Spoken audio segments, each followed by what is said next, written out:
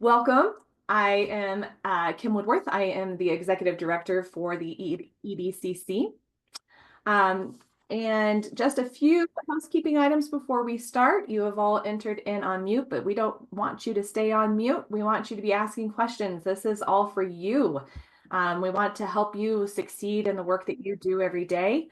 So we really do encourage you to ask questions. You can either put them into the chat section, and I will monitor those for our moderator today. Or you can also raise your hand when we go into our Q&A session towards the end of the webinar.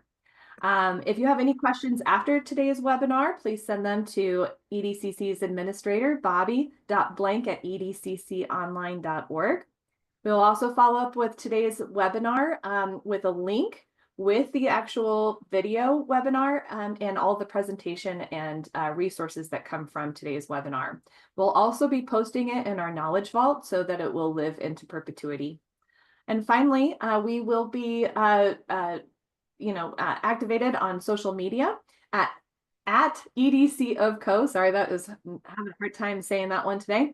And so please follow us on our social media outlets, Facebook, LinkedIn, and X. For those of you who are new to us, EDCC is a statewide industry association that supports economic development efforts across Colorado.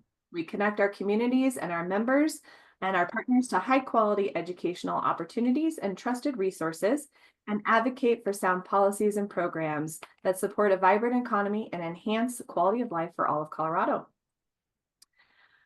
EDCC has built an arsenal of information to keep our professionals updated with the latest trends, data, and case studies and thought leadership papers that our professionals can take back to their local leaders to begin these important discussions.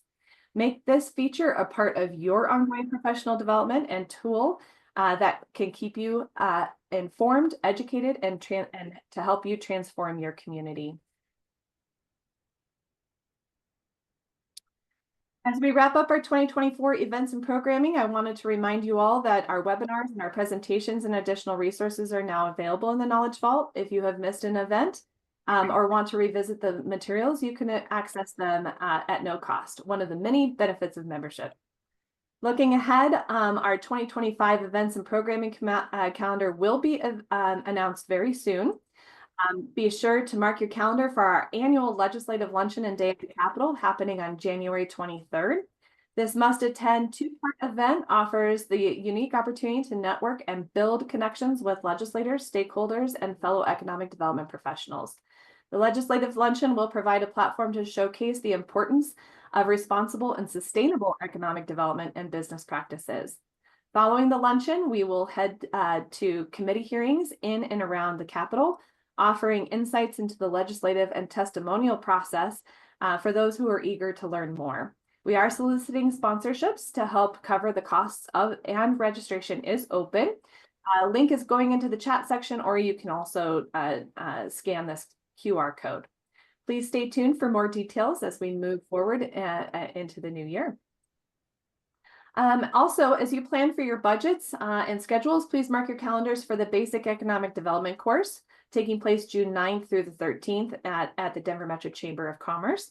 The BEDC offers a comprehensive introduction to the theory and fundamentals of economic development, equipping participants with valuable insights and practical tools. This informal instruction emphasizes the positive impact that local leaders can have through constructive strategic action.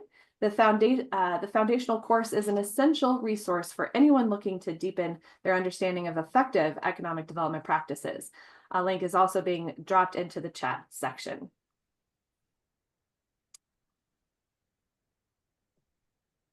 Okay, sorry about that.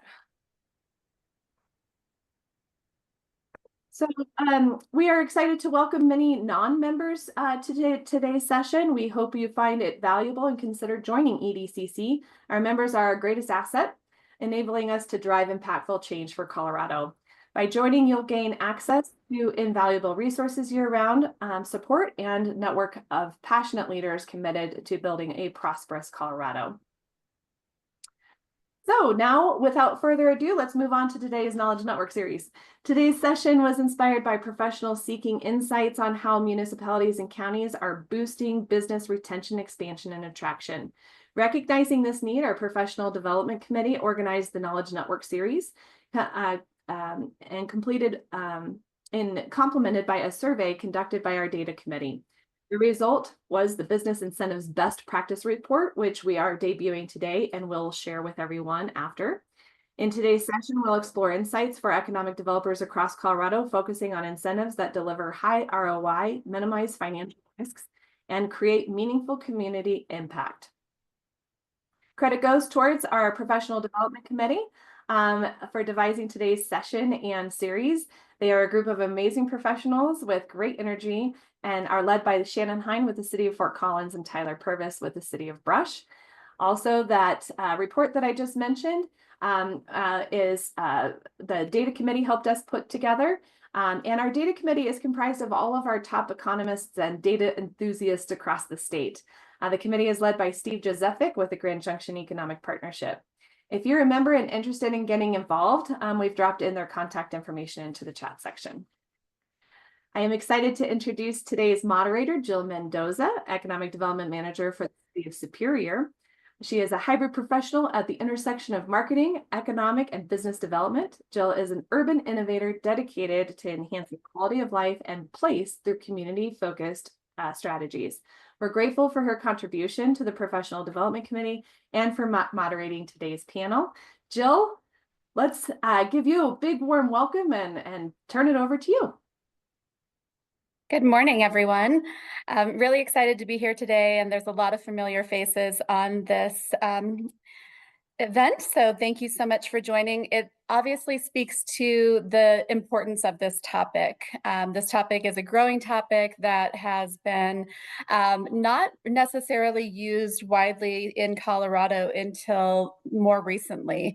Colorado had always been a place where we felt like our communities and our quality of life was what attracted businesses to our communities. And now we're finding ourselves in a position where we're needing to be more competitive. Kudos to the Data Committee, and I want to emphasize the report that was just sent out and will be sent out to you.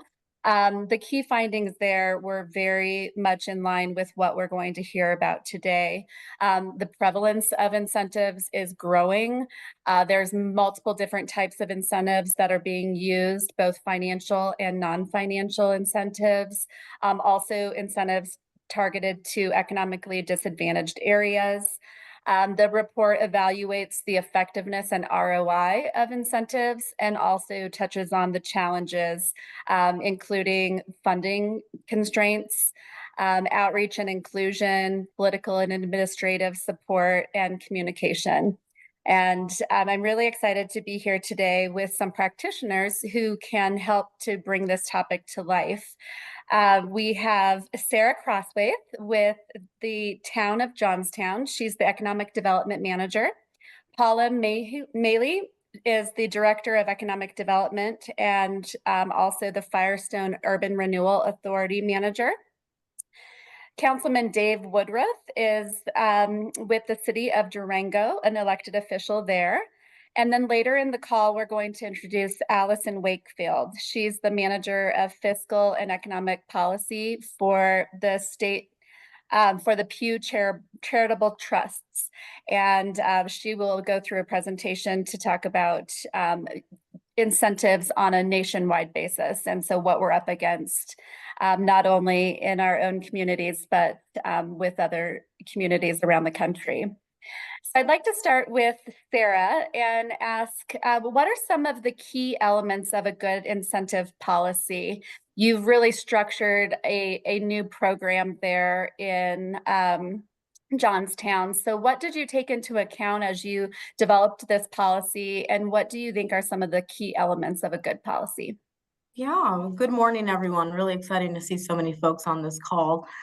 So as Jill mentioned, I've had experience in working with our council and elected officials and city and town leadership in developing incentive policies that were really outdated or just simply didn't exist. So specifically for the town of Johnstown, prior to me arriving, I've been here now for about 3.5 years, we had an incentive policy that was really outdated, and it didn't really have a rhyme or reason as to what we were incentivizing or what really the goal was with incentives. So when you think of what are the key elements of a good incentive, the biggest thing that I look at is you want to strike a balance between flexibility, but also being strategic in the types of industries or projects that you're trying to attract or retain for your community. The long-term objective of that incentive policy really is to ensure that you have long-term economic health for your community. And so when I think of the incentive policy and the structure of what that document looks like, you want to really outline those industries or sectors that you want to attract or retain, right? It can be really broad in terms of we just want primary employment, or we want to attract some really cool destination retailers, or you can get specific, such as we want manufacturing, we want life sciences. Those are industries that we want to see in our community. You then really want to determine what metrics are you applying when you assess a project for incentives, right?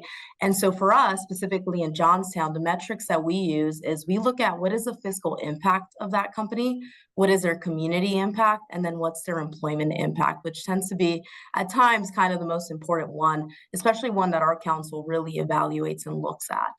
Outside of that, you also want to outline the types of incentives that you offer. It's really important for folks or applicants that are looking at your incentive policy to understand what is it that your community is comfortable with incentivizing, and what are programs that you simply just don't have funding for. I also really believe that you want to include a process within the policy of how your incentives are handled in the terms of how you request those incentives. But I'm a firm believer also that policy and process are two separate things. And so what you don't want to do is boggle down your policy with a lot of process behind that. Let that be a separate document where you really iron out those details, because what we all know is that process changes, right, quite often. And so you don't want an incentive policy that becomes outdated really quickly just because your processes have changed. Overall, the policy really should outline the key terms of the incentive agreement as well. And so while you have your incentive policy, you also have an incentive agreement. You do want to touch within the incentive policy what some of those standard provisions are going to be, such as performance metrics, if there's any clawback provisions, and then looking at other relevant conditions that you may want to include. Overall, the biggest thing is the incentive policy should really consider and provide flexibility to the decision makers, whether that's an administrative program that you have or it's something that your town council ultimately decides on. You want to give them the ability to assess each project independently and really provide incentives that are going to make the most impact for that project. That's great, Sarah. Thank you so much. And Paula, how would you evaluate the success or return of the incentive after the fact? Sarah mentioned things like fiscal, community, and employment impacts. What is the best way that you recommend for evaluating success of an incentive?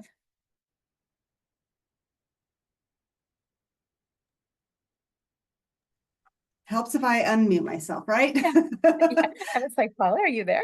Yes. Hi. So, yeah, Sarah, you mentioned that, there's key components that you're looking at with each incentive and that you've determined in your incentive package. She said, it's employee numbers, it's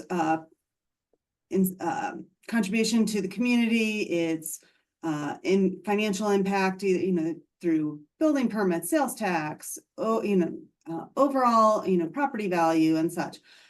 So you're going to want to be tracking those, whatever the agreements say, and checking in with the company that you've got the incentive with, but also tracking other, benefits, so that you can show a greater return on the effort of offering incentives, and the benefit of helping business in your community, because that sometimes becomes a political issue, depending on an election that could change. Is it the elected officials, do they want to offer incentives, or do they think that, no, no matter what, development has to pay its way, they want to come here, they need to, find the way. Others will say, no, they understand why. And when we can explain and show the benefit of offering incentives beyond the agreement, that is huge. It really shows that there's value in what we're doing.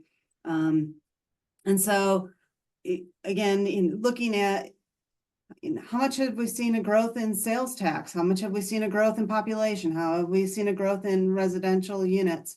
Those are things that we can continue to track that are outside of that incentive agreement to really show that it's been a success and benefited the community by offering that incentive to bring that business in and help them grow and get established. So it's just, and some of that's just part of our natural tracking of data for our division and showing an impact overall economic development efforts. But there are opportunities to kind of tie it to that particular incentive agreement, or, if not for that incentive agreement, that business wouldn't have come and we wouldn't have seen this type of growth and impact. And I know in Firestone and in Johnstown as well, you're both seeing a lot of growth. Are your incentives really targeted towards specific industries, specific sites? How do you balance that as you're really kind of feeling the growth happen in your communities? Well, for Firestone, we do not have a specific incentive policy. We do evaluate on a case-by-case basis. So we have that true flexibility of, do we see, is there value, evaluate what a difference a project could make. And in our most recent big incentive we offered, we actually used it through the Urban Renewal Authority to provide a rebate to property tax, TIF, to attract a retail development. It's about a 30-acre site. That if not for the incentive, the commercial development would not happen as soon as it is happening. And with that, it's what we evaluated in terms of cost to cover was public improvements. So we are offering them a phased incentive agreement where they had to complete the public improvements, and they would receive a percentage of a property tax rebate based on what TIF was generated by their properties. Then as they start developing retailers, and this is specifically for a retail development at I-25 and Highway 119, aka Firestone Boulevard, as they start generating sales tax, which is a benefit to the town, to give us some more sustainable financing and funding for our budgets and such beyond permits and property taxes. We've been primarily a bedroom community. This is bringing in retailers that, again, if not for this incentive to get this development happening, we wouldn't see the sales tax coming in as soon. We wouldn't be having the jobs coming into our community. And then as they hit thresholds of certain sales tax, and they start getting higher percentage of TIF rebate for the project. So it's a kind of a combination of town and urban renewal agreement or benefit. And so this project, it's been interesting to watch and follow. And later on, as we get into it, I can kind of maybe even get into how we tracked it or tracking this incentive, because it is a little, a bit of math and complication that, and but it's fun. I don't know, I enjoy it. Yeah, it's always unique, right? Case by case basis and evaluating each project on their own merits. Thank you so much, Paula. So Councilman Woodruff, from an elected official standpoint, can you speak to the need for balance and flexibility in terms of policy and really trying to be consistent with how things are managed, but also simultaneously being flexible for what needs and opportunities arise? Absolutely. Thank you, Jill. There's a lot that goes into any sort of economic policy and any sort of program to help bolster economic development incentives. And so a lot of what we do is revolved around a lot of that flexibility. And part of that flexibility and shaping policy and programs, we rely heavily on community input. And so I can say that from Durango's standpoint, we reshaped our boards and commissions about 2 years ago, right when I came onto city council. And then we did that to reduce redundancy and for competing interests. And so what that allowed us to do is to create focus groups. And those focus groups can provide tangible kind of, quick strikes on certain specific issues that allow some of those specialists and experts in the field to really be a part of that public process. And so that allowed us to really create more robust feedback from our community in some of these areas. And additionally, having a transparent and intuitive process, I think it allows that incentive program to be consistent, but it also allows us that broad range of flexibility. I mean, we're talking about, between some of these policies, we're talking about micro grants up to $5,000 that are one-to-one matching for public right-of-way improvements, all the way to urban renewal authority TIF funds where we're giving out $50,000 or more towards businesses, or we're throwing $600,000 towards, affordable housing. Because when we're talking about economic development incentive programs, we can't necessarily broadcast, to bring businesses in if we don't have enough housing inventory. So we really leverage our economic programs to be exactly what you're talking about, flexible. We need to be able to address multiple impacts to be able to receive the broadest community benefit as possible. And I'm very fortunate in my position that I get to ride the coattails of greatness on our staff. They have done an incredible job with balancing the needs of our community with some of these program incentives that hopefully spur this economic output that we're looking to make, but allows us as elected officials to stand on the shoulders of our staff to really go into the minutia of these programs, to really talk about how we are going to roll these out. And I'll also say, Jill, that one of the big things that I can speak to from a municipal standpoint, especially when we have a broader vision of what we're doing as counselors, is that if economic incentives or economic development isn't mentioned in your municipality strategic plan, it's incredibly hard to address that if your broader strategic plan does not address it. So it's really important that if you're a developer out there, or if you're elected official, or if you're a municipal employee, how do we talk to our elected officials or to our county or city managers to really talk about what is our next 5-year plan? How do we get economic development baked into what we have, and then be able to really put forth some tangible, quantifiable objectives? That's great. And aside from having economic development as a key priority for the community, what are other ways that economic developers can help get that political support for either incentives or just business attraction and retention? I mean, the squeaky wheel always gets the grease, right?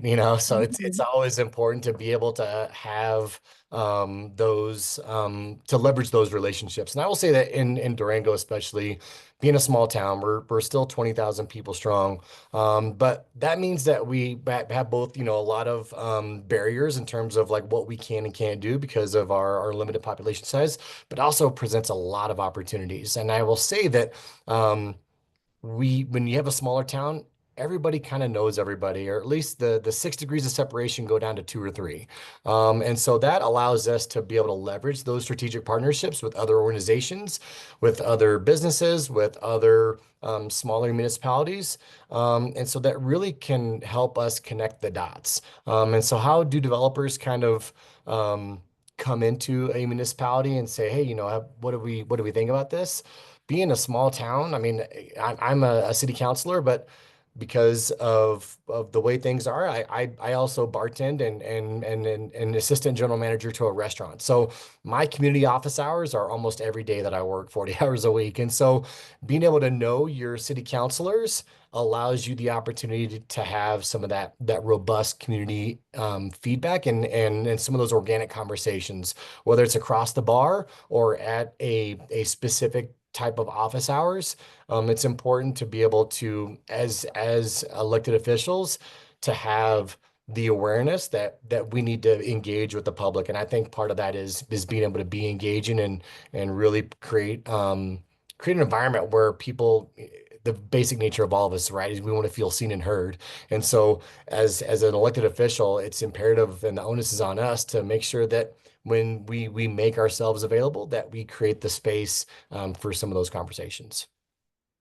Well, thank you so much. It's great to have you on this call to have your perspective because economic developers are the ones behind the scenes kind of doing the transaction, but we can't do it without the political support. So it's really great to have your perspective.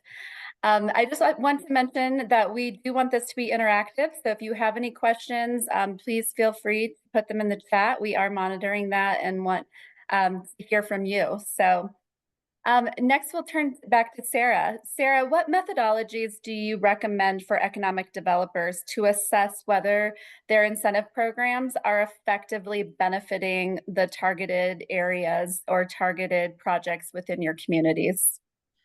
Sure. So I think in order to be able to assess whether your economic development programs or incentives are working is you first have to start with not only a really good policy, but a really good incentive agreement, right? And it could be between the town, if that's the entity that's providing the incentives, and then the end user, whether that's the developer or a specific business, but you want to have a really strong incentive agreement that is tied to clear performance measures, because then that allows you to go back and really assess whether these programs are being effective.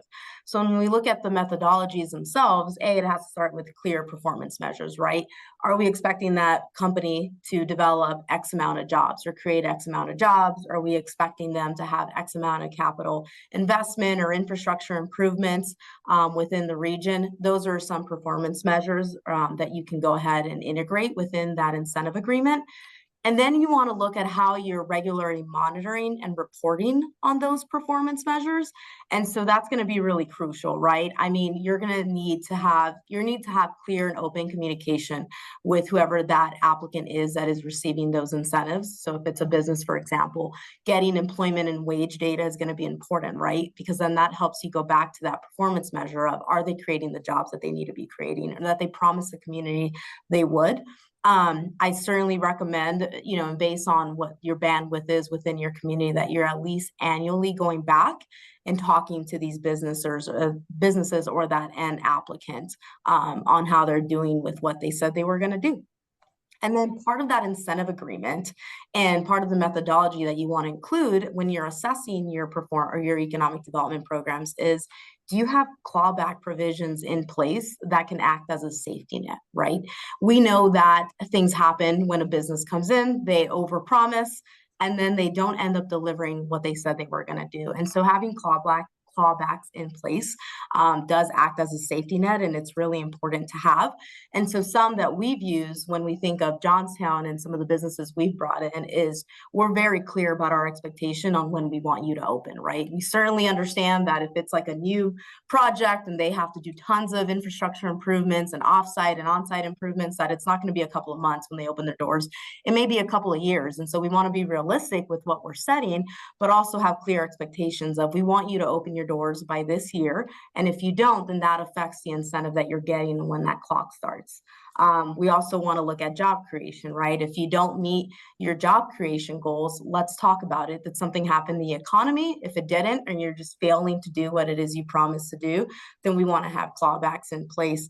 I think the most important thing with these incentive agreements is you want to balance flexibility with accountability, right? Because you want to be accountable to your community and go back and say, when you're measuring the effectiveness of these economic development programs, that there was positive change within the community, as Paula had mentioned earlier.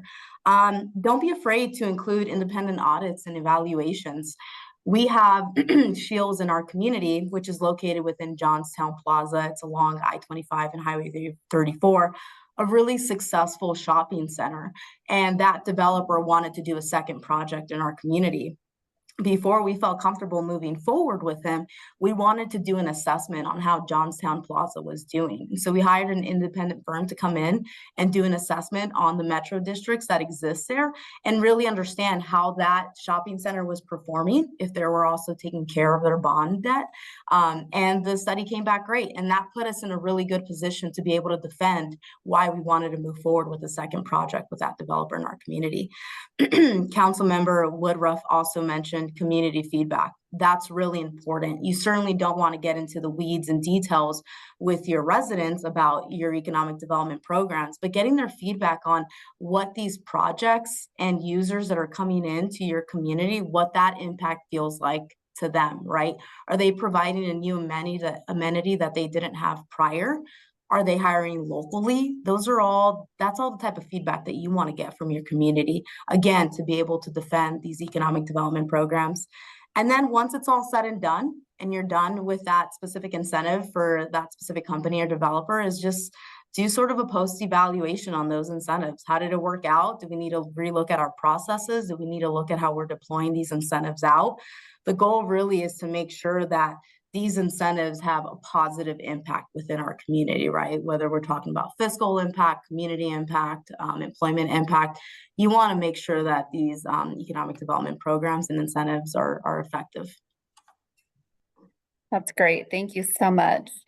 And Paula, can you tell us what are some of the more innovative and unique incentives that you've seen? Maybe some that include even non-financial support options. Oh, sure. Some of the businesses, it's hard to give them a big financial incentive, but we can give them some services, additional services or specific services, such as helping them with some marketing or helping them with some data analysis through some of the programs that we use ourselves as a town to try to attract businesses, similar like Placer AI and that sort of stuff. We can help them with some of those programs to try to show how they can market themselves and get the word out and help them with understanding the customer base. But we also, another community I used to work for in California, we actually help some of the businesses by doing huge job fairs, really organizing the job fairs, bringing in our partners in employment services and helping them find the local employees. That was something they really weren't set up to do, but we were able to do that, and that was really made a difference to them. So kind of a unique thing. And one that's a little bit more financial in that we recently did here in Firestone was we gave an incentive for water dedication. That's a huge piece right now here in especially northern Colorado, where water is scarce and the resources are limited. And so we did an incentive agreement to give them water shares. And again, it was a pay for performance kind of situation. They have to open by a certain date. They have to do certain things. They have to commit and get through plan review and such in order to get those water shares. And if they don't complete as the agreement states, those shares come back to the town so that we can support another business. But it's definitely trying to find sometimes unique ways to support them without just giving away cash or rebating sales tax or property tax. Yeah, that's great. And again, it's also on a case-by-case basis, right? Understanding the needs of the business, understanding what's going to drive them. Sarah or Councilman Woodruff, do you have any unique incentives or innovative incentives that you've seen in other communities?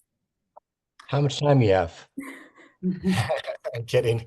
I think we have a ton, and I kind of have like a quick little overview of different incentives and programs that we have in place that staff is really taking a deep dive of what community needs there are, and then how do we address those needs as a municipality. Obviously the URA, we started our URA designations a few years ago, so that has really helped, again, that flexibility with being able to address housing, to be able to address business market gaps, and how we're addressing those market gaps with some of these economic incentive programs. But we also really, I think what we're really also proud of is our creative economy. I was the council liaison to the CEC, the Creative Economy Commission, that now subsequently has now become the Durango Creative District that has taken over some of this administrative oversight. But basically, we leveraged our lodgers tax, arts and culture fund. So we passed our our lodgers tax from 2% to 5.2% roughly 3 years ago, and basically that allowed the ballot language to really reallocate that lodger's tax revenue to be able to address some of this creative economy and how we address the creative economy. So it's been really cool to see how we are creating grants, whether it's the Durango Creates grants or lodger's tax arts and cultural reviews. And so some of these are, for grants $5,000 and under, and some of these grants are, $5,000 and onwards, sometimes addressing 30,000 or more to really create creative placemaking in our community through lodgers tax. And so that's been really fun to watch. And also one thing that I'm super proud of is that, Tommy Crosby, our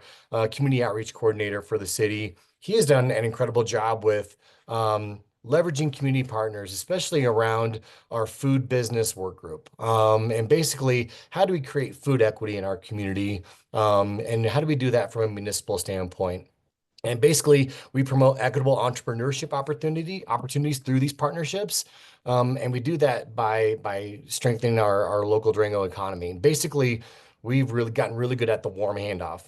When a business or an individual says, hey, we want to start up a new business or a new food business in Durango, what do we do? And so we now have this resource navigator, and we also have something that I think is pretty incredible, is that we have a bilingual business navigator. So this woman, Priscilla Newbold, she's an incredible human being, but she did this by herself as a non-native English speaker, and she ran into all of these different barriers and kind of hurdles as she went through the process.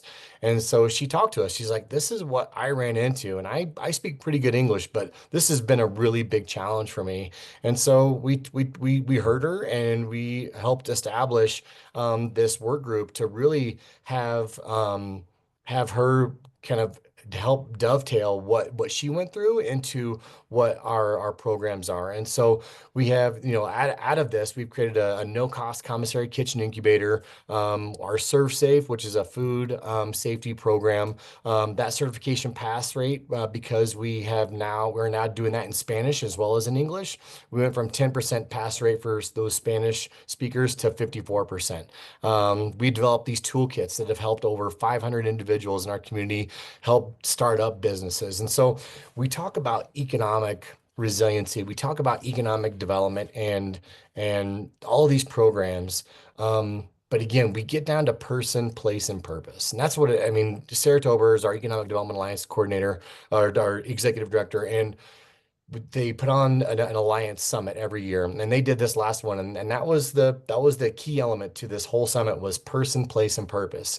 And that is really important for us to really understand. Sometimes we get so caught up in the 30,000-foot view of all of this that sometimes we need to look at what we're doing and why we're doing it. And so I think that was really important for us to recognize where are those market gaps and how we're addressing them. And we do that through a variety of things, whether it's short-term addressing, public right-of-way tenant improvements, to URA and really creating 10 deed restricted, townhomes. And so, you look at this whole community approach to economic development and all of its community members. And I think that's been a lot of where we have really been, in my mind, hitting the nail on the head of looking at the whole community and all the parts of the community and addressing the economic development through that lens. Well, there's no doubt that your approach is what led to the winning of the award this year with EDCC's Small Community of the Year for Durango. So you guys are doing an amazing job. And I loved how you talked about the, addressing the challenges of outreach, inclusion, and communication. Those are some really critical things that were touched on in the report about how do businesses know about these opportunities. So thank you for sharing that. That was very helpful. Also, I wanted to go back to Paula and ask, can you talk a little bit about the incentive that you have in Firestone to help renovate the inside of buildings for retailers? That's kind of unique within the incentive space. Well, it's definitely something we're working on. We don't have an official one yet, but what has been important, and I think many of us economic developers do and are, we're a reference library desk, really, in so many ways. We are aware of the different programs and services that other support agencies have available, and we are those connectors. We're making that introduction that, so in, here in Firestone, that we, we're working with brownfields and trying to help connect business owners or property owners to brownfield grants, revolving loan funds, tax credits and such to help offset the costs for them to do some redevelopment, especially of some of those older structures. We've had other communities here in Colorado that have sought out funding from other agencies to help with, say,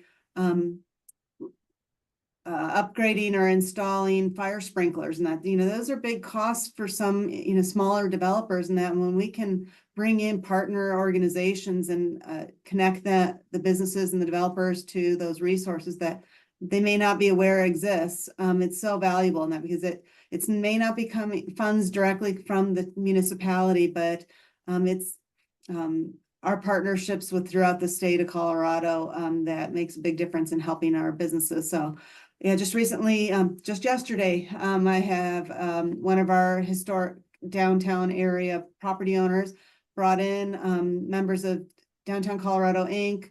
And KSU Tab and Stan Tech with our Brownfield grant, and just kind of reviewed their property and said, okay, here's the different programs available to you. And this is, by using these, this is going to save you so much money in doing abatement of asbestos. And then we're looking for other funds to help them as well. So it's helping them find those resources that, again, the town may not have, but others do, and connecting them. And then and sometimes it requires a letter of support or some matching funds, and we can work to help them with that as well. Jill, I can jump in because the town of Johnstown actually just recently passed a program like that. So earlier, in November, we took to council what we're calling our targeted retail activation policy and program. And really that policy creates 2 new programs for us that touch on how we can create a cluster of restaurants and entertainment type businesses within specific corridors in our community. We do really great along I-25, right? All the big box stores and big development happens there, and we work closely with those developers.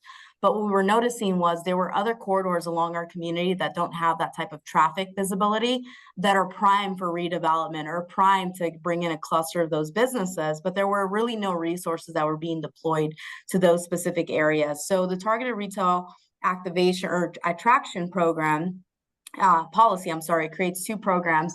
One of them being a grant form-based program to assist businesses going into these existing buildings, most of them being very historic and not up to building code, and assisting them per a square footage basis to renovate their buildings so that they can have that end use of it either being a restaurant, a bar, an entertainment type of use. We haven't officially launched the program, but our goal is to launch it in January. And we're really excited about this because we have an existing facade program like many other communities do. And that's been great in rehabbing some of these older buildings in terms of the exterior. But we were finding was that a lot of these small businesses that are either looking to open up their first location or this is their second expansion location, just don't have the capital to go in there into these historical buildings, but they want to be in downtown.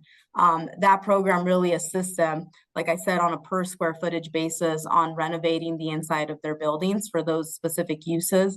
And some of those grant awards are up to $40,000. So it does really assist them with some of those capital costs. And Councilman Woodruff, do you have anything to add in terms of balancing needs of distressed areas with, more sustainable long-term economic development when designing incentive programs? Yeah, just kind of, jumping into what I was saying earlier, the variety of programs that addresses both those short-term needs, but also addresses the longer-term vision of a distressed area. It allows, again, the community to be a part of that conversation. Whenever you're able to, have these programs in place, it allows people to jump on immediately. But then, like we were saying earlier, the outreach is a critical component of that and making sure that people know about the programs. But yeah, I feel like there's wouldn't say necessarily a targeted nuance for how we address these, but having the shotgun approach instead of the rifle approach. Like having a multitude of programs available that really help address a lot of those critical needs, both short and long term. Great. And then maybe you can also speak to how do you get community engagement and feedback, especially in rural areas, you know, when people may not come out to, you know, make comments, or they don't feel like there's a history of transparent government operations. You know, how do you really encourage the community to be engaged and understand what's happening from that perspective? That's something that we've really taken on full head on this over the last couple of years. We hired a community engagement coordinator, Clancy Nixon, to our staff, and that is her sole job, is to, you know, engage with community members. You know, we have a dedicated website called Engage Durango, where we talk about different focus group opportunities, boards and commission opportunities, what's going on in the city and how to voice your opinion and when those opportunities arise. You know, we have different in-person events with childcare included. We provide snacks, and it allows, we're trying to give as much opportunity for folks to come in and provide some of that feedback. And at those events, we have both staff and elected representation. And each time we try to focus on a different thing, whether it's about our new potential PD City Hall, or the sales tax renewal, or any litany of, or the library. You know, we have a potential library district question on the ballot, you know, over the next couple of years. So we are really trying to be intentional about what these engagement, you know, opportunities look like, and then that allows the people that if people have a vested interest, then people will come out and talk. The mayor has also done a really good job with she calls them walk and roll. And so if you want to take a walk with your mayor in your neighborhood, she has dates that she goes around, and you just sit there and walk or ride a bike, and you talk about what's on your mind. And again, you know, we all at the end of the day want to feel seen and heard, and giving people the opportunity to feel that and to sense that, I think, is really important from an elected person standpoint. And so providing those opportunities and having somebody on staff like Clancy has been a real big game changer for us, in really ensuring that we're putting as much information out there without being overwhelming, but to make sure that people know that these opportunities exist. And are we going to hit the nail on the head every single time? No, but we're really trying to make a concerted effort to ensure that community engagement is really high on our priority list, and being able to create tangible change or added benefit to the community through some of these engagement pieces. Thank you. And Sarah, can we talk a little bit about the discussions that have taken place around incentives as they relate to existing small businesses versus attracting new, larger company investments? How does the community go about kind of having those discussions and addressing existing businesses versus attraction? Sure. Yeah, I think there's been a lot of conversations around it, right? Especially with Colorado as a whole growing so much, and all these new companies coming in from other states and bringing in large employment numbers. And then you have this really great ecosystem of small businesses. And how do you incentivize both, but also understand that each has their own impact, right? And those impacts are different. The roles that they play within our community are different. And so therefore you do have to be, again, to that term, flexible with your incentives. So when I think of an existing small business and what's going to be most impactful for them, I think of how do we support their expansion efforts, right? Because capital is really hard to come across, especially for a small business. Using traditional banking may not always be the way for them. And so that's where we look at these grant programs that have proved to be really effective, right? We also look at capacity building, and Paula touched on it a little bit, that it doesn't always have to be monetary, the services that you provide to these small businesses as you're assisting them and not only retaining them, but helping them grow. Marketing is always a big one. Workforce training, helping them adapt to new technology. We have a downtown development association here in our community, and the town is their biggest financial supporter. And what we do is every quarter we assist them with putting on a workshop. And the workshops are based off of topics or issues that we know our small businesses are facing, right? And so one was on marketing and AI. The other one that we recently had was, how do small businesses capitalize on the growth that's happening in Johnstown, right? It's not a secret. We know it's happening. So we want to make sure that our small businesses keep up. And then outside of that, other incentives is reducing those regulatory barriers that exist and really serving as a liaison, right? Developers that we work with, these large businesses and companies that are coming in, they're really sophisticated when it comes to going through our development and review process. They understand what they need to submit. They understand all the jargon. Our small businesses don't. And so serving as a liaison, as the economic developer for your community, is really going to be helpful for them in helping them navigate, as simple as getting a building permit. When I think of our larger companies, right, the impact is so different. And so again, being flexible and understanding what incentives are going to make the most impact for them, but also justifying them to your community. And so job creation incentives are always key and really important, because that directly benefits our community and the region, right? Because we know that companies are not just hiring locally, the workforce is a regional approach. We also look at property tax or personal business property tax as well. We know that a lot of these large companies coming in are making significant investments in their equipment and machinery, and assisting them with reimbursements are helpful. And then on-site and off-site infrastructure improvements. A lot of times I think we forget how expensive construction is, but our big businesses do not, right? They come in, they buy the land or they lease the land, and then they have to make a lot of infrastructure improvements that really end up benefiting the community as a whole. And so looking at public-private partnerships, or even metro districts, right? There's so many different ways to help facilitate the construction of these infrastructure improvements that are required of them to do, but in a way that benefits everyone, and so that the burden isn't just on the developer or that large company coming in.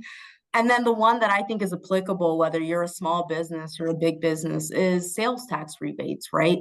I mean, we have tons of businesses that come in and if they generate sales tax, we know that that's a really great impact to our community, because that's money that goes right back into our general fund that we then use to invest in other things in our community.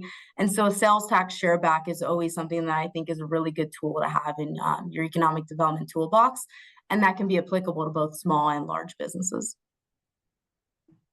Great. Well, thank you so much to our panelists for helping to give us some insights into the practical application of these types of policies within municipalities.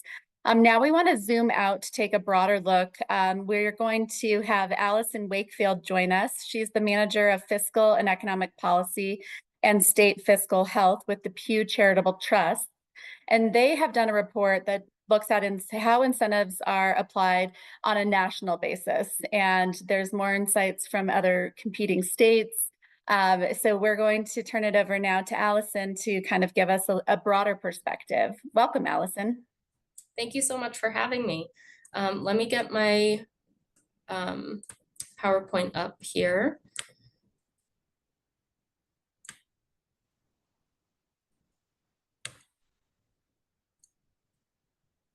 Okay, so my name is Allison Wakefield, and I work for the Pew Charitable Trusts, where I lead a team of researchers and policy experts focused on economic development, tax incentive evaluation, and design.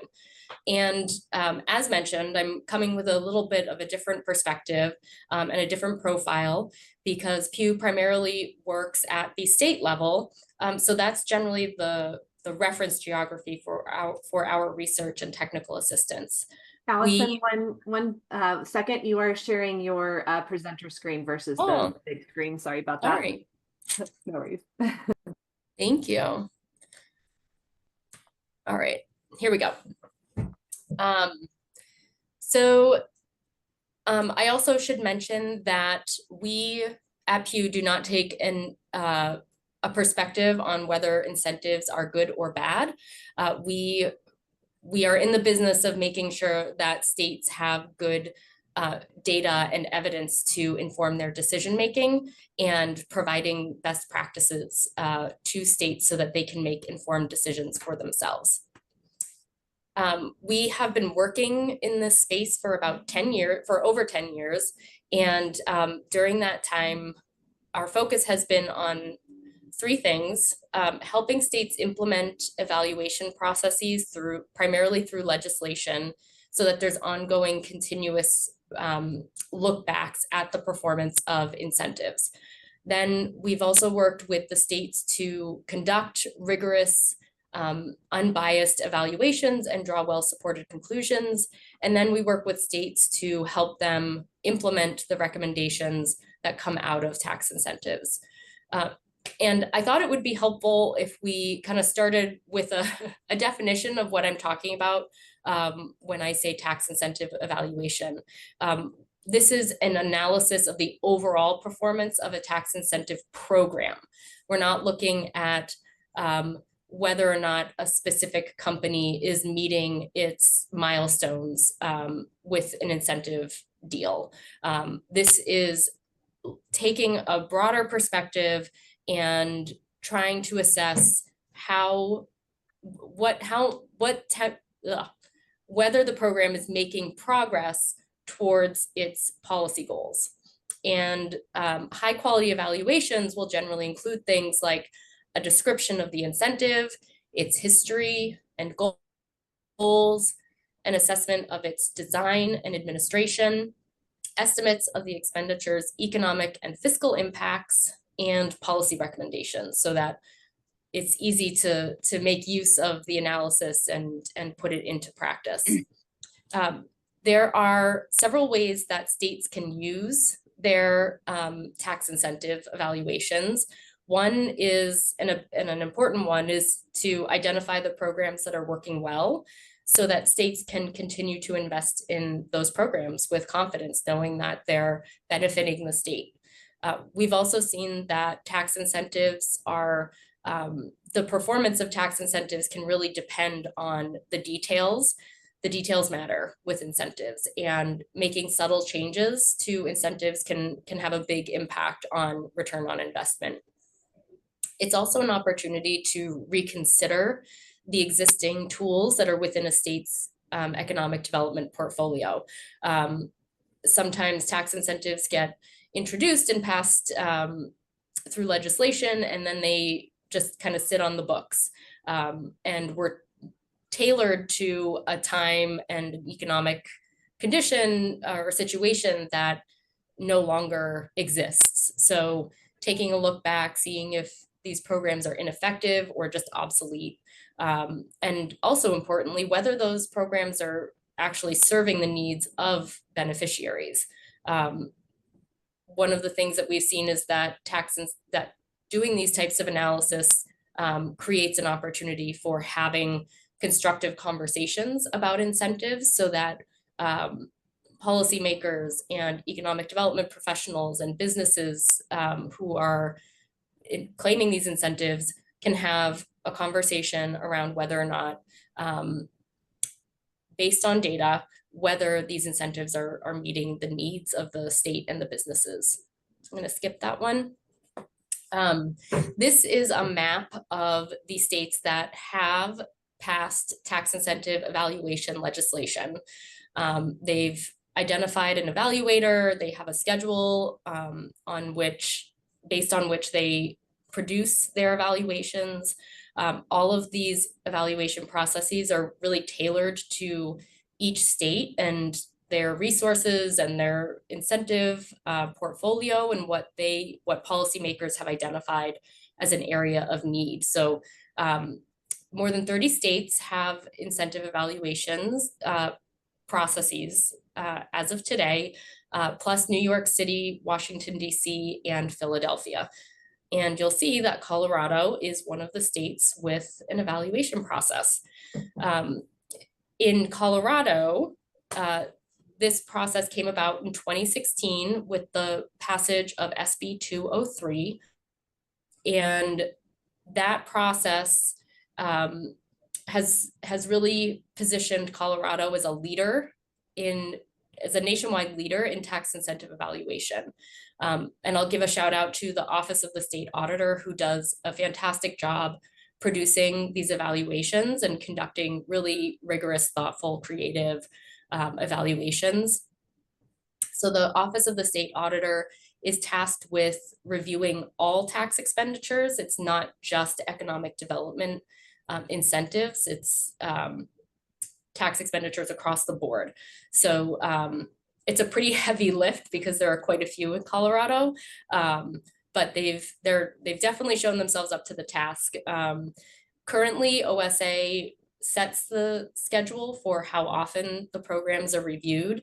The legislation currently requires that any new expenditures are reviewed within 3 years, and OSA is instructed to try to time evaluations in advance of sunsets for expenditures to ensure that policymakers have data to inform their decisions about next steps with that policy. There's also a strong connection to policymaking in the state with the creation of the Legislative Oversight Committee concerning tax policy. And that is the committee that receives the evaluation reports, holds hearings on the results so that there are conversations and debates around the results of the evaluations and the findings so that they can be translated into policy actions. So all that said, I'm going to transition into the targeting element of this. And this work came out of the fact that, you know, more than 10 years into expanding the practice of tax incentive evaluation, there's now a pretty large body of literature on tax incentives. And we have read basically every state tax incentive evaluation that has that's been released over the past 10 years. And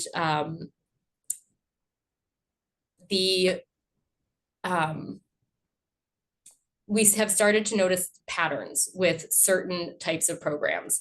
So zone-based or place-based economic development tools are by far one of the most common at the federal, state, local level.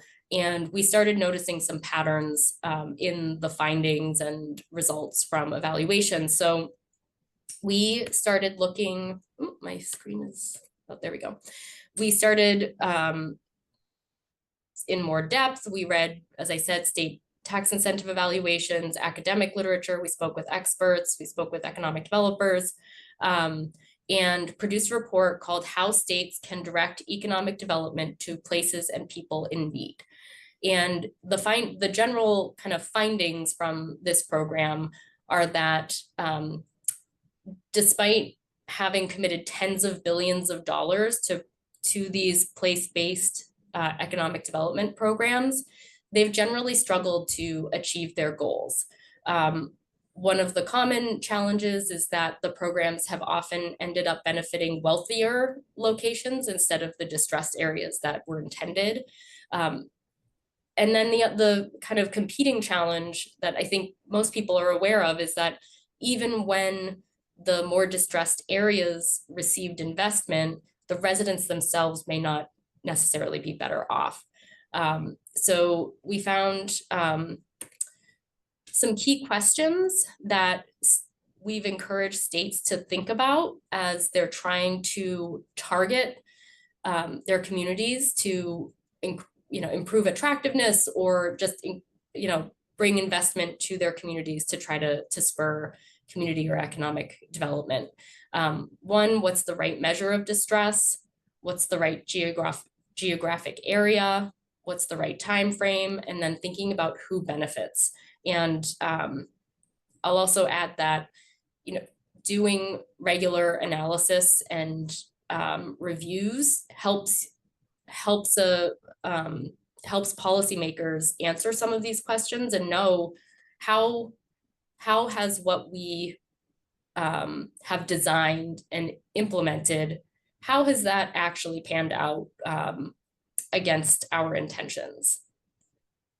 So for identifying the right measures of distress, one of the first recommendations we make is to use quantitative criteria.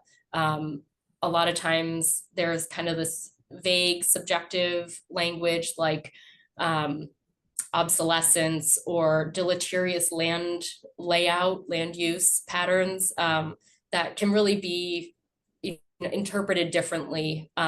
Having quantitative measures helps to make things pretty clear. But that said, these really need to, the chosen metrics need to be carefully selected, and they need to reflect the goals of the program. For instance, choosing characteristics based on resident population may not be the most helpful measures if you're trying to target commercial or industrial areas that have fewer residents or are trying to benefit those areas. Oops, sorry. Next is thinking about the right geographic area. These place-based programs are targeted to a range of geographic levels: neighborhoods, census tracts, municipalities, counties, metro areas, commuting zones. And so what you can expect to achieve is going to differ based on those geographic areas. Trying to target job creation in a really small area may be difficult or unnecessary.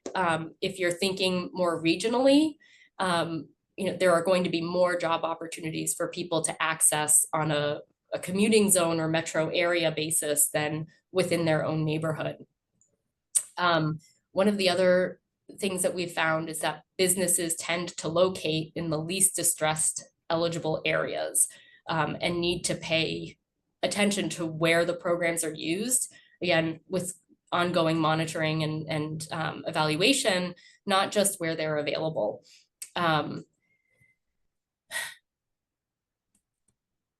Oh, and the other thing too that I'll mention is that one of the challenges, and like I will recognize this, is that the smaller the scale, oftentimes the faster the change will happen. So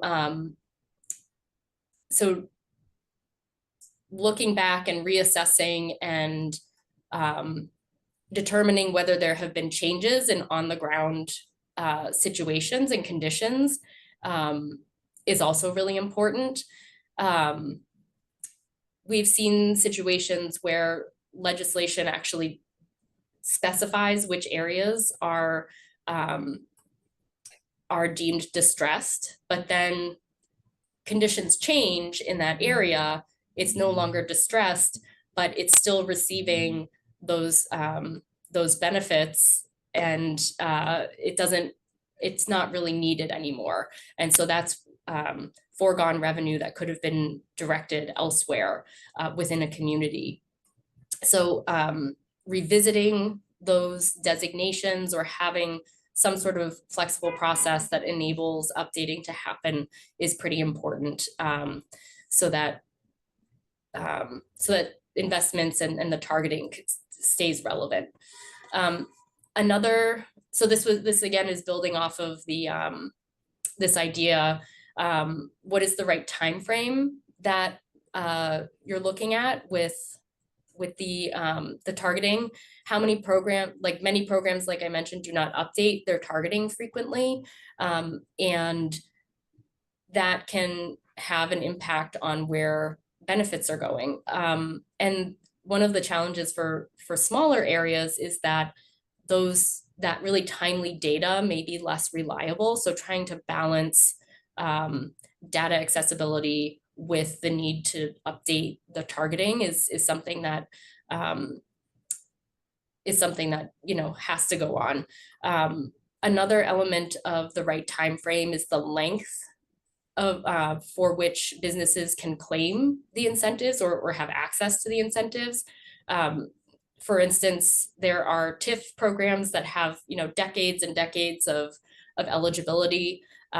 What we've found through research is that businesses tend to value more upfront incentives versus ones that are stretched over many, many years, because $1 today is worth a lot more than $1 many years in the future. Who knows if the business will be around in the future. So limiting the length of time that those incentives are applicable, can help both the business and increase effectiveness. Another important element of place-based programs is thinking about who is benefiting from these investments. Just because you're helping a place does not necessarily guarantee that low-income residents will be better off. So there still may be barriers that residents are facing to filling those created jobs. Maybe they need additional training. Maybe there are transportation barriers. Maybe workers have family caregiving responsibilities, and there might be an opportunity for a state to assist with reducing some of those barriers. The industries in which jobs are created also matters.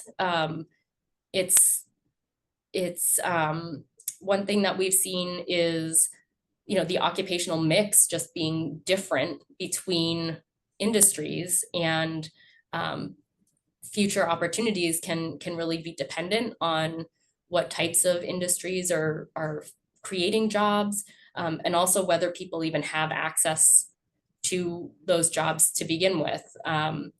And one of the things that really came out in the research was that, one size does not fit all. Strategies have to be tailored to local needs, and think about what is the barrier either for that place to capture new investment, or for people to access the jobs or training or whatever needed. So these are the recommendations that we make in the report. So for improving the targeting of place-based programs, one is to, as I mentioned, target programs using quantitative measures. Another is to regularly revisit and reconsider the geographic targeting. Are we using the right metrics? Is this getting the benefits to the areas that we're hoping that they do? Have conditions changed on the ground, and we need to revise our targeting. Also, again, tailoring economic development strategies to local needs, and trying to address those through investments in infrastructure or training, creating job opportunities for low-income residents, approaches like first source hiring, or focusing on opportunity jobs or opportunity sectors that are more likely to pay higher wages for low income or for lower credentialed workers is really important, and moving beyond just the place-based element there. So Colorado has an enterprise zone program that I'm sure you all are aware of. There are, and the Office of the State Auditor evaluated it back in 2020, I believe. So some of the data is a little bit old, but I think some of the takeaways are still the same.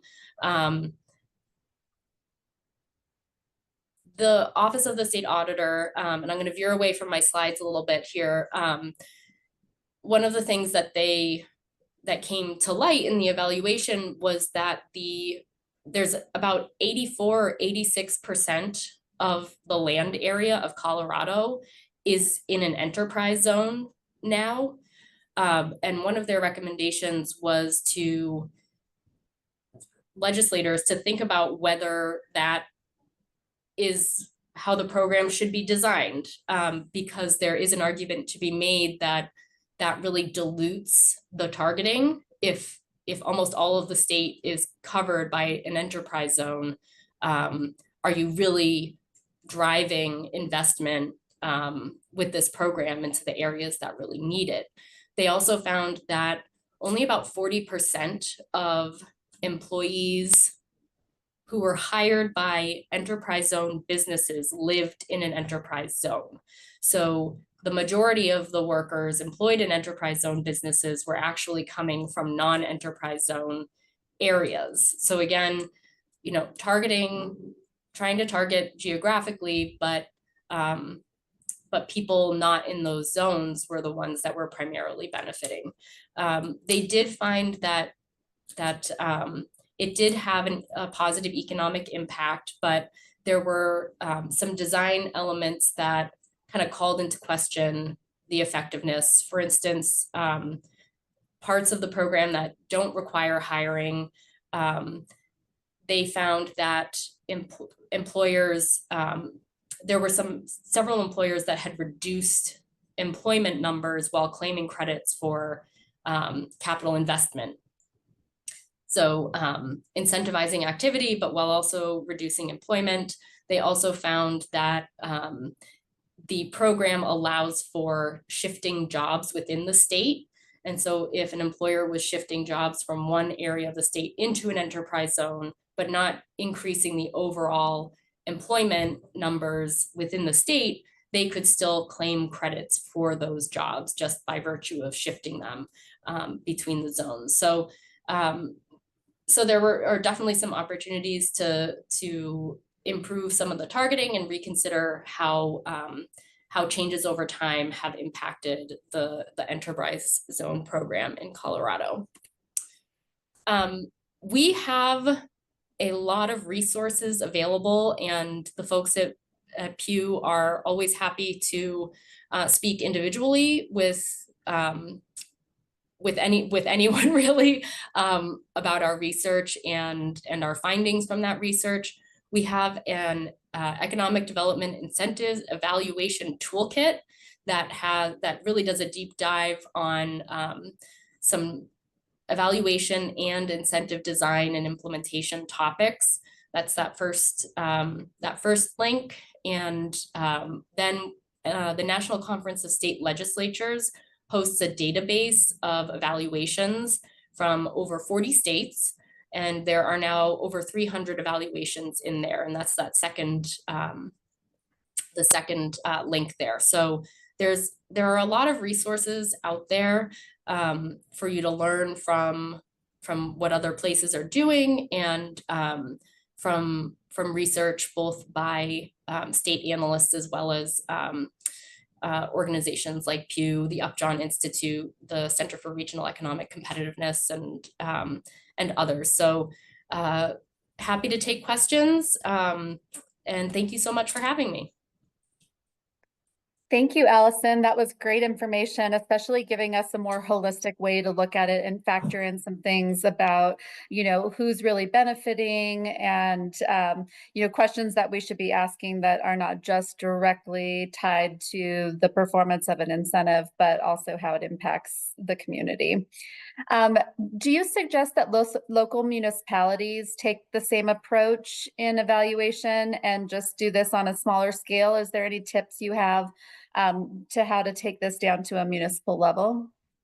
Yeah, and I think that's the recommendations that we make are meant to be flexible so that they can work in different contexts. So a municipality could for sure take some of the approaches of taking time and investing some resources to look at the performance of investment of incentives. New York City, Philadelphia, Washington, D.C. have done that, and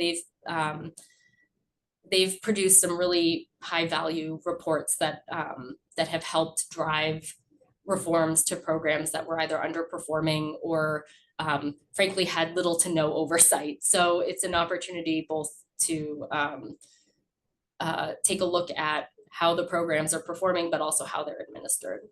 So absolutely. And from your vantage point, do you see the possibility that money for incentives will be shrinking in the future, or is this something that you think is resilient that will continue on being applied? I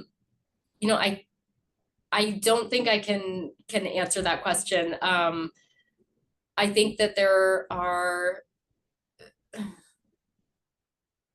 I think states are probably going to be more careful in the future with their investments.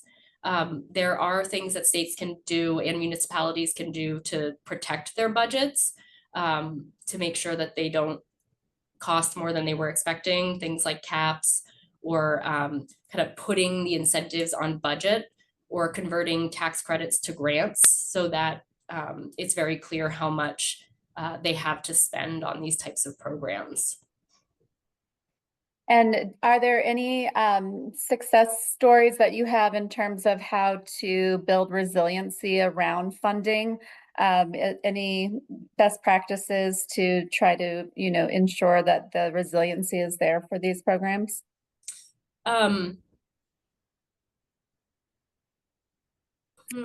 Like we've talked about, like maybe having a revolving loan, or that the money goes back into, being recirculated.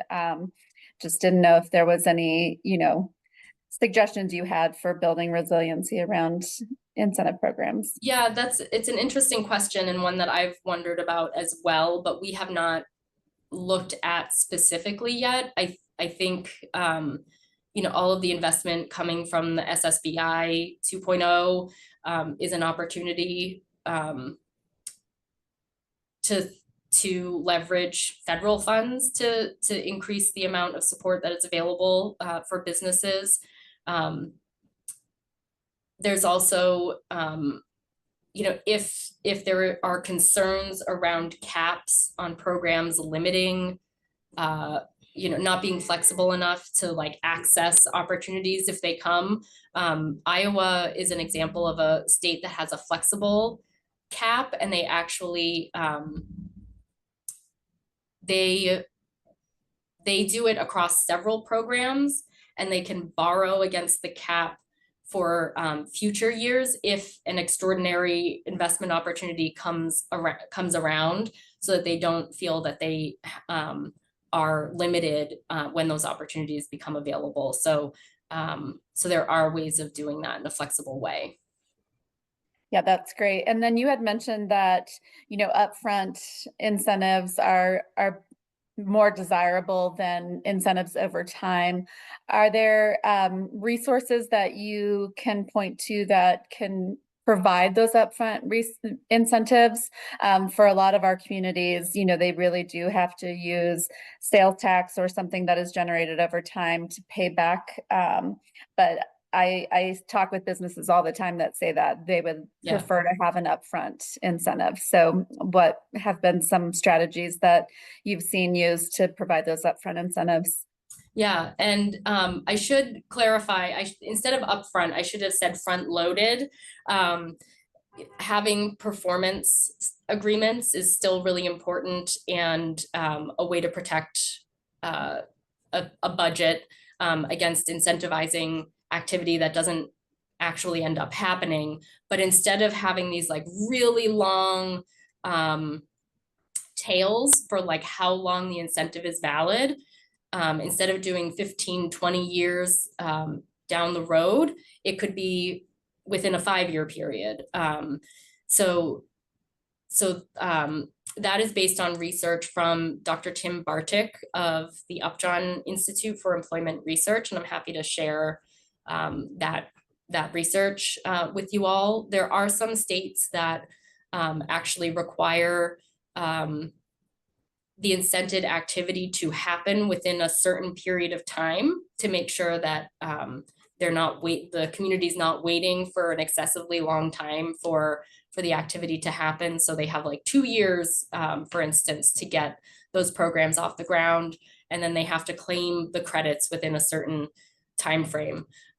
Also, limiting the length of carry forwards is really valuable in trying to manage budgetary commitments. The longer that a city or a state is carrying those carry forwards, the more uncertainty really is generated, because they don't know when those costs are going to hit the books. But it also, pushes the businesses to use the credits and push them more on the front end of things. Great. Well, thank you again, Allison. This was really valuable information. And I know that the resources that you're suggesting are going to be available with a follow-up email and your presentation. So thank you so much. I wanted to turn it back over to Paula. Paula had mentioned something here about the enterprise zone reevaluation process. Paula, do you want to just touch on that and how communities can find out how to do that? Sure. I'm not an enterprise coordinator for a county in that, but about every 10 years, the enterprise zone here in the state of Colorado is relooked at as to what census blocks qualify and such, and then the county representative gathers that information and with the communities evaluating what areas are most valuable to have that enterprise zone. There is some statistical requirements and that are limitations per county and that. So you definitely want to reach out to your enterprise zone contact for your community and find out where and how that's working out. But you can at least go in at this time through the links provided by OEDIT and look at your community as to conditions of your census blocks for possible qualification. Just something you want to keep aware of as if you do or don't have an enterprise zone and how valuable it is in your community. When I worked on it a couple of years ago, we had one community block or a block grant area that was a highly residential area that it made no sense that it be an enterprise zone. So we went in there and removed it. So some of that back and forth within your community and be a part of that conversation is important. Great. And there's an administrator for every county, I think, and your municipal contacts should have a contact there. And we did see in the chat that maybe the enterprise zones are reevaluated every 3 years by the state. So, but definitely reach out to your enterprise zone coordinator if you have questions about that. Well, I want to thank our amazing panelists today. Thank you so much for helping to help us understand how these incentives are applied in your own communities and best practices and how you've worked through this process. Sarah, Paula, and Councilman Woodruff, thank you so much for your time. And Allison, thank you for sharing your knowledge on more of a national scale. I wanted to thank again the Professional Development Committee for pulling this together and for their efforts in helping to make sure that our community of economic developers are having opportunities for learning and growth throughout the year. EDCC is an amazing organization that really supports our economic and professional development in every way. So thank you so much. And here's the list of our Professional Development Committee members. There's always opportunities for you to get engaged with EDCC on a committee level if you're interested. And I will turn it back over to Kim, who will close us out with a reminder about our survey. Awesome. Thank you, Jill. Thank you to all of our moderator and to our panelists today. Thank you so much again to the Professional Development Committee for pulling this together and to the Data Committee for helping us put together the survey report, which will be out to you all when we send out this package. Of course, we want to create resources that you can use at the local level so that you are being able to advise not only yourself, but as well as all of your constituents and elected officials. As I said, a few follow-up items, the link to today's recording and presentation and all the follow-up materials, including all these links that we are talking about, will be provided to you early next week. We always kind of button up the video for you so it's professional, and we'll get all of that out to you. Also, there's a link in the chat section. In order for us to continue to bring quality events like today, please take that survey. It won't take very long, but it also asks you what else do you want us to bring to you so that we're bringing the most up-to-date topics and information to you. Also, we would love to see you in January 23rd at the Legislative Luncheon and Day at the Capitol. And we will be announcing our 2025 calendar of events here very shortly. And if you are not a member, please consider becoming a member of EDCC. That is how we keep these valuable resources and tools coming to you every day. And again, all these additional tools and resources you can find at edcconline.org. I want you all to take care and have the merriest of holidays. We are so appreciative of all of you and give you the warmest wishes for the holidays ahead. And we look forward to seeing you in January. Thank you, everybody. Thank you.